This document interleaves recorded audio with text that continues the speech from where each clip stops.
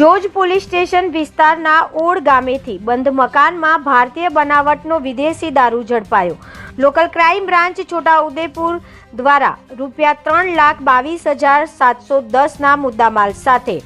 ઝડપી પાડવામાં આવ્યો ઇંગ્લિશ દારૂ। છોટાઉદેપુર જિલ્લા પોલીસ અધિક્ષક ઇમ્તિયાઝભાઈ શેખ દ્વારા દારૂની હેરાફેરી અટકાવવા બાબતે અને દારૂબંધીનો કડક અમલ કરવા સૂચના આપવામાં આવી હોય સૂચના અને માર્ગદર્શનના આધારે એલસીબી પોલીસ દ્વારા સઘન કાર્યવાહી હાથ ધરવામાં આવી હતી,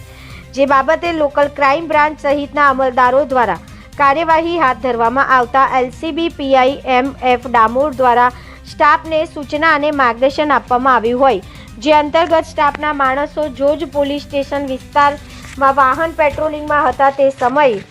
મળેલી બાતમીના આધારે ઓડ ગામે પટેલ ફળિયામાં રહેતી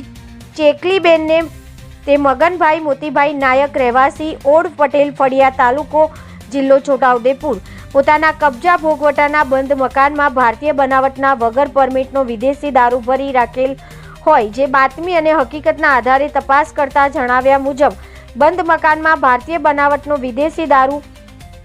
પૂઠાના બોક્સ નંગ 38, બોટલ નંગ 810, કુલ કિંમત ₹3,22,710નો મુદ્દામાલ મળી આવ્યો હતો અને પ્રોહિબિશનના ગણનાપાત્ર કેસ શોધી કાઢી જોજ પોલીસ સ્ટેશન ખાતે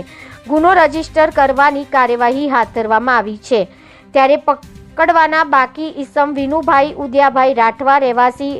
ઓડ પટેલ ફળિયાને પકડવાના ચક્રો ગતિમાન કર્યા છે।